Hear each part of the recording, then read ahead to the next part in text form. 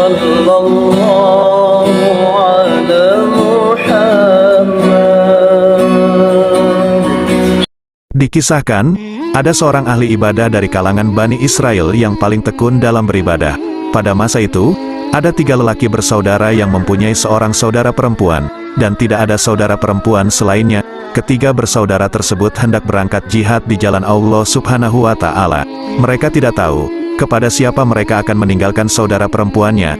Mereka juga tidak tahu kepada siapa mereka merasa aman untuk menitipkan saudara perempuannya itu. Akhirnya, mereka pun sepakat untuk meninggalkan saudara perempuan mereka pada seorang ahli ibadah dari kalangan Bani Israel.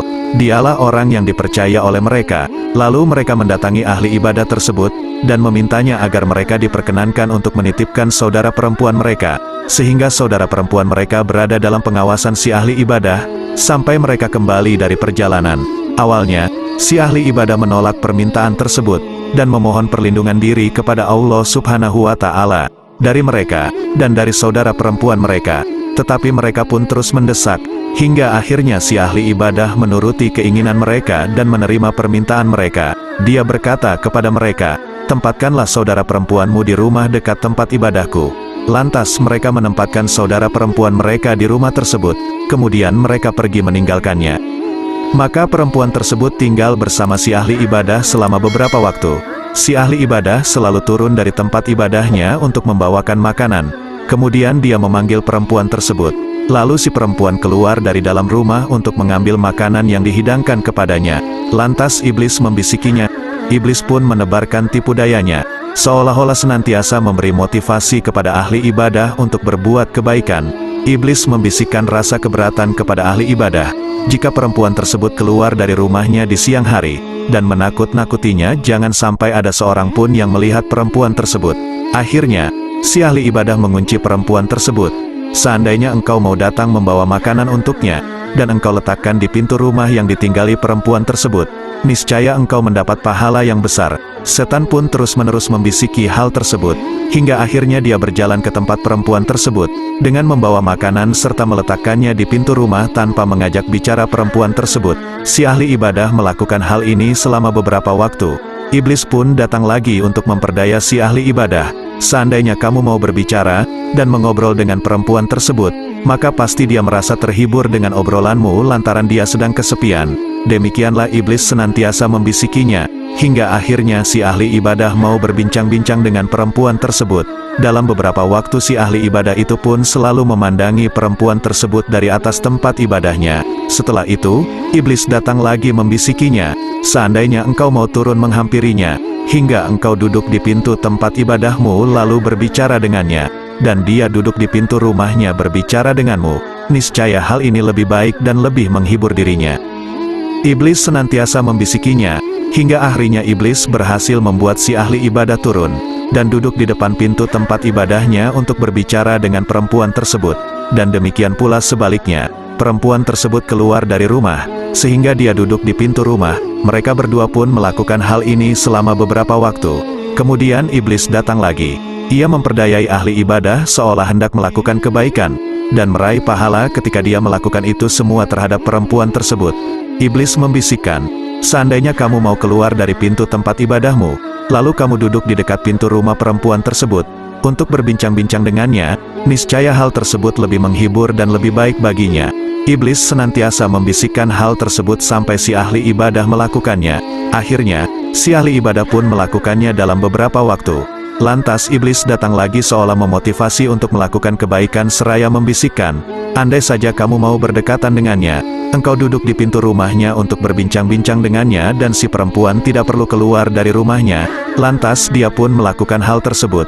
Dia pun turun dari tempat ibadahnya, dan berdiri di pintu rumah si perempuan dan berbincang-bincang dengannya. Mereka berdua pun melakukan hal tersebut selama beberapa waktu. Selanjutnya, iblis datang lagi membisikinya, "Andai saja kamu mau masuk ke dalam rumah perempuan tersebut, lalu kamu berbincang-bincang dengannya, dan kamu tidak membiarkan dirinya menampakkan wajahnya kepada seorang pun, niscaya hal tersebut lebih baik bagimu." Iblis senantiasa membisikinya, sehingga dia pun masuk ke dalam rumah, dan berbincang-bincang dengan perempuan tersebut seharian penuh. Ketika waktu siang telah berlalu, dia naik ke tempat ibadahnya. Lagi-lagi iblis mendatangi setelah itu. Dia terus-menerus menghiasi perempuan tersebut di hadapan si ahli ibadah. Hingga akhirnya si ahli ibadah menyentuh paha dan kemaluan si perempuan. Iblis pun terus-menerus memoles si perempuan di kedua mata si ahli ibadah. Iblis membujuknya hingga akhirnya dia menzinai perempuan tersebut dan menghamilinya. Akhirnya perempuan tersebut melahirkan seorang anak. Kemudian iblis datang dan membisiki, "Bagaimana pendapatmu jika saudara-saudara ini datang, sementara saudara perempuannya melahirkan anak-anak darimu? Apa yang akan kamu perbuat? Pastilah keburukanmu akan terungkap, atau mereka akan membuka keburukanmu. Oleh karena itu, datangi anak itu, sembelihlah dia, lalu kuburkan. Sungguh, si perempuan akan tutup mulut karena dia juga takut saudara-saudaranya tahu apa yang telah engkau perbuat terhadapnya." Lantas si ahli ibadah melakukannya. Dia pun membunuh anak tersebut. Selanjutnya iblis membisiki lagi, "Apakah kamu yakin perempuan tersebut dapat merahasiakan pada saudara-saudaranya atas apa yang telah engkau perbuat terhadapnya, dan perbuatanmu yang telah membunuh anaknya?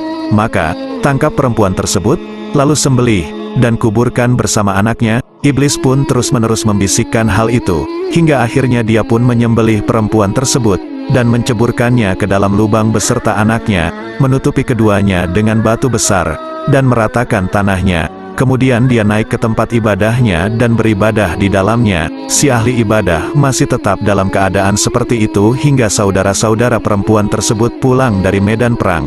Mereka mendatangi si ahli ibadah dan menanyakan perihal saudara perempuannya. Si ahli ibadah memberitahukan kepada mereka bahwa perempuan tersebut telah meninggal.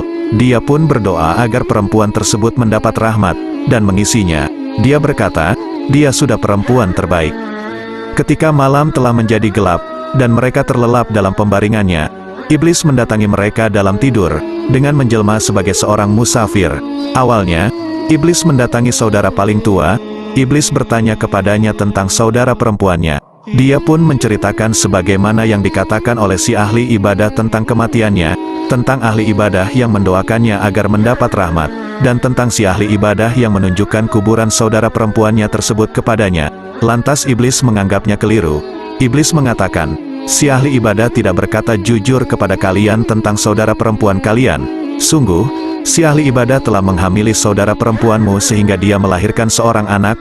Lalu si ahli ibadah menyembelih saudara perempuan kalian beserta anaknya karena takut kepada kalian.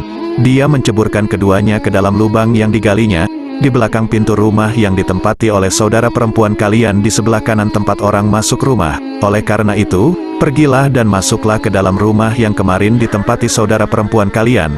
Pastilah kalian akan menemukan keduanya sebagaimana yang saya katakan." Lantas iblis mendatangi saudara kedua di dalam tidurnya. Iblis pun mengatakan hal yang sama kepadanya. Kemudian iblis mendatangi saudara paling kecil dan mengatakan hal yang sama kepadanya. Ketika mereka bangun tidur, mereka pun heran akan mimpi yang dialami oleh masing-masing dari mereka. Mereka saling berpandangan satu sama lain dan berkata kepada saudaranya, "Sungguh, tadi malam saya bermimpi aneh." Mereka pun saling menceritakan mimpi mereka satu sama lain. Lantas saudara paling tua berpendapat, "Ini hanya bunga tidur, tidak ada kenyataannya, biarkan berlalu begitu saja." Sedangkan saudara paling kecil berpendapat, "Demi Allah, aku tidak akan melewatkan begitu saja sehingga aku mendatangi tempat tersebut dan aku melihatnya sendiri." Akhirnya mereka semua berangkat ke rumah yang pernah ditempati saudara perempuan mereka. Mereka membuka pintu dan mencari lokasi yang dijelaskan oleh iblis kepada mereka di dalam mimpi. Dan ternyata mereka menemukan saudara perempuan mereka bersama anaknya di dalam lubang dalam keadaan disembelih sebagaimana yang dikatakan iblis kepada mereka. Lantas mereka meminta penjelasan kepada si ahli ibadah mengenai hal tersebut. Si ahli ibadah pun membenarkan perkataan iblis tentang apa yang telah dia perbuat terhadap keduanya. Selanjutnya mereka mengadukan kasus ini kepada raja. Mereka pun menyeret si ahli ibadah dari tempat ibadahnya dan diajukan agar disalib. Ketika mereka telah mengikatnya pada tiang untuk dieksekusi, iblis mendatanginya dan berkata, "Saya adalah temanmu yang telah membujukmu dengan perempuan yang telah engkau hamili dan engkau sembelih beserta anaknya. Jika sekarang kamu mau menurutiku dan engkau kufur terhadap Allah Subhanahu wa Ta'ala yang telah menciptakanmu dan membentukmu, niscaya saya akan menyelamatkanmu dari keadaanmu sekarang ini." Lantas si ahli ibadah kufur terhadap Allah Subhanahu wa Ta'ala, dan ketika dia telah kufur terhadap Allah Subhanahu wa Ta'ala, iblis pun meninggalkannya. Akhirnya mereka menyalibnya dan membunuhnya. Mengenai hal inilah ayat berikut ini diturunkan. Bujukan orang-orang munafik itu adalah seperti bujukan Syaitan ketika dia berkata kepada manusia, "Kafirlah kamu," maka tatkala manusia itu telah kafir, maka ia berkata, "Sesungguhnya aku berlepas diri dari kamu, karena sesungguhnya aku takut kepada Allah, Rabb semesta alam." Maka adalah kesudahan keduanya, bahwa sesungguhnya keduanya masuk ke dalam neraka, mereka kekal di dalamnya. Demikianlah balasan orang-orang yang zalim.